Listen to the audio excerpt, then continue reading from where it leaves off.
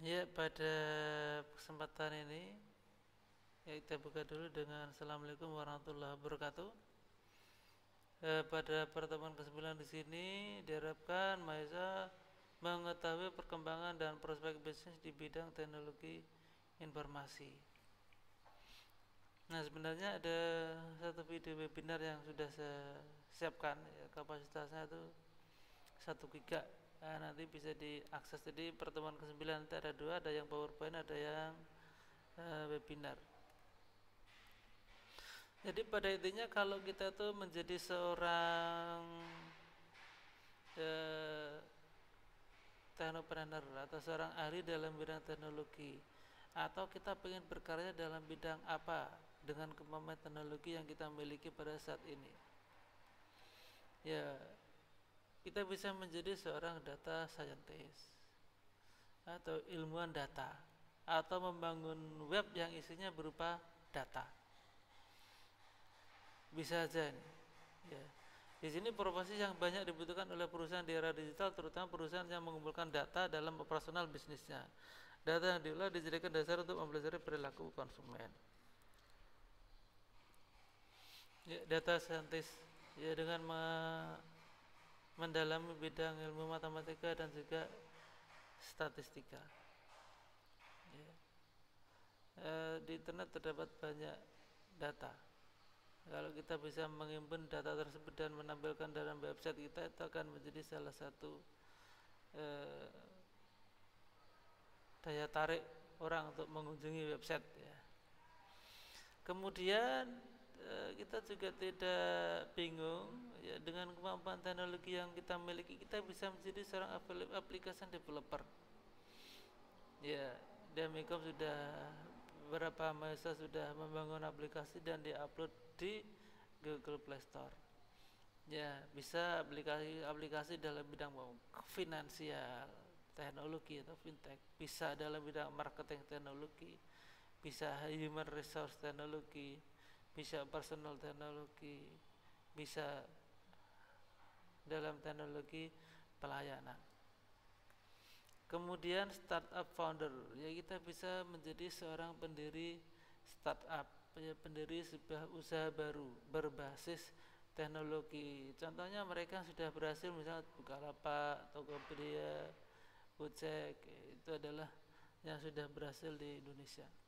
Bisa menjadi seperti itu. Kemudian digital marketing spesialis, mengatur dan menganalisis strategi pemasaran dunia digital. Jadi karena memang sebagian besar masyarakat di Indonesia, atau di Indonesia sebagian besar sudah terhubung dengan teknologi digital, sehingga itu akan membantu kepada seorang marketer bagaimana mencapai konsumen yang sudah memiliki perangkat digital, ya, baik dengan sosial media atau dengan website. Itu bisa digunakan untuk lebih dekat kepada konsumen, memberikan informasi kepada masyarakat tentang produk yang kita jual. Vlogger di sini membangun sebuah konten di YouTube, ya, berupa video. Saya juga di sini juga berusaha untuk, ya, latihan, ya, membuat sebuah vlog di YouTube berdasarkan hobi yang saya miliki. Jadi saya tidak ada niatan lain kecuali untuk berbagi pengalaman dari hobi goes yang saya lakukan.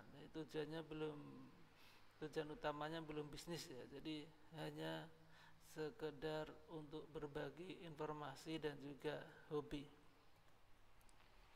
Kemudian social media manager atau social media spesialis, tentunya di sini menggunakan sosial media untuk kegiatan penjualan, ya, karena memang contohnya di Facebook itu memang ada fasilitas marketplace yang bisa digunakan untuk membantu berjualan.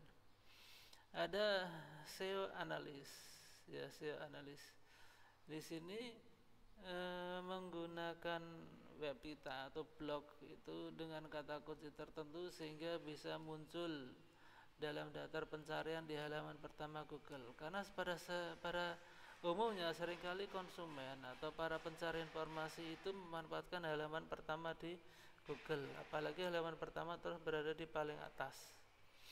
Itu akan mudah dikenali, dicari dan didapatkan oleh pencari informasi melalui Google. Itu dengan SEO analis. Kemudian ada user experience designer, jadi desain website itu juga membutuhkan keahlian-keahlian orang-orang dalam bidang informatika. Ya, membangun sebuah website tentunya perlu ada desain yang menarik, yang tidak membosankan, yang tentunya berubah dari waktu ke waktu. Itu membutuhkan sebuah desainer. Content writer berita atau web berisi berita, di sana membutuhkan kontributor untuk mengisi berita. Itu juga bisa menjadi salah satu yang bisa digunakan oleh seorang sarjana komputer. Itu adalah berbagai macam contoh ya, tadi berkaitan dengan prospek bisnis di bidang teknologi informatika, atau apa saja yang bisa kita lakukan berkaitan dengan kemampuan kita dalam bidang informatika. Ya, demikian, terima kasih. Saya akhiri. Wassalamualaikum warahmatullahi wabarakatuh.